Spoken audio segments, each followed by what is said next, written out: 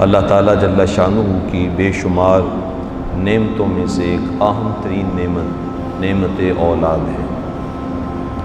اللہ تعالیٰ جل شانہ نے اولاد کو آنکھوں کی ٹھنڈک قرار دیا ہے، اور اللہ تعالیٰ جل شانہ نے اولاد کو دل کا پھل قرار دیا ہے، اور اس نعمت کی صحیح قدر ان کو معلوم ہے جن کے پاس اولاد نہیں ہے۔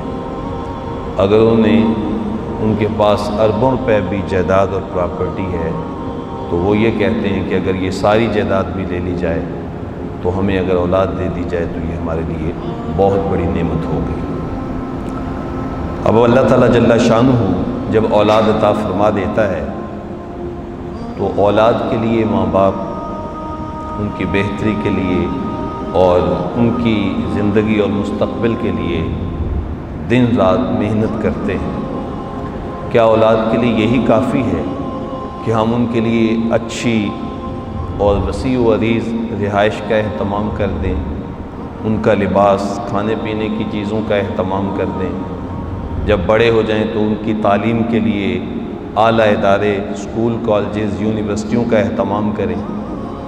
کیا ہماری ذمہ داری اتنی ہے یا کہ اس کے ساتھ اور بھی ہماری کوئی ذمہ داری ہے؟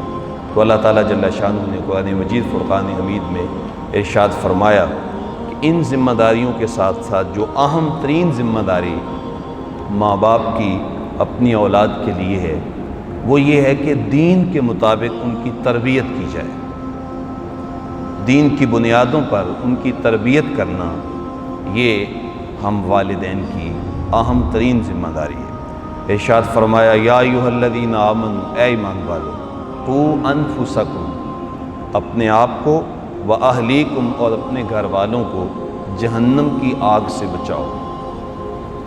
تو اپنی اولاد کی اس انداز سے تربیت کرنا کہ بچپن سے ہی ان کے دلوں کے اندر آخرت کی فکر ہو کہ ہم نے یہ تھوڑی سی زندگی گزارنے کے بعد جب آغوش موت میں چلا جانا ہے، اس کے بعد ہماری جو زندگی شروع ہونے والی ہے اس کے لیے ہم نے اس دنیا میں رہتے ہوئے کام کرنا ہے۔ تو اپنی اولاد کی اس انداز سے تربیت کرنا یہ ہمارے لیے ضروری ہے۔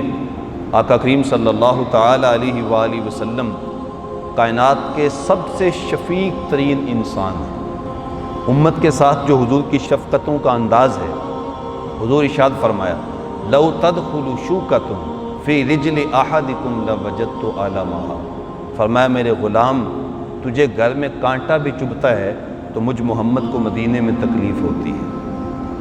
تو حضور کی شفقتوں کا اندازہ نہیں ہے کسی کو۔ آقا کریم صلوات والسلام جس انداز سے بچوں سے پیار کرتے تھے، کائنات میں اس کی مثال نہیں ملتی۔ بچوں کو اپنے کندھوں پہ سوار کرنا، اپنی پشت پہ سوار کرنا، ان کے لیے سواری بن جانا، حسنین کریمین کے لیے ان کے لیے سجدے لمبے کر دینا، یہ حضور کی شفقتوں کا ایک روپ ہے۔ لیکن اس کے ساتھ ساتھ حضور نے جس نہج پہ ان کی تربیت کی وہ بھی ایک انوکھا انداز ہے۔ حضرت سیدنا امام حسن مجتبی رضی اللہ تعالیٰ عنہ، بچپن ہے، مسجد کے اندر صدقے کی کچھ کھجوریں پڑی تھیں، تو حضرت امام حسن آئے۔ بچوں کا جو ایک انداز ہوتا ہے، ایک کھجور اٹھائی اور اس کو منہ میں ڈال لیا۔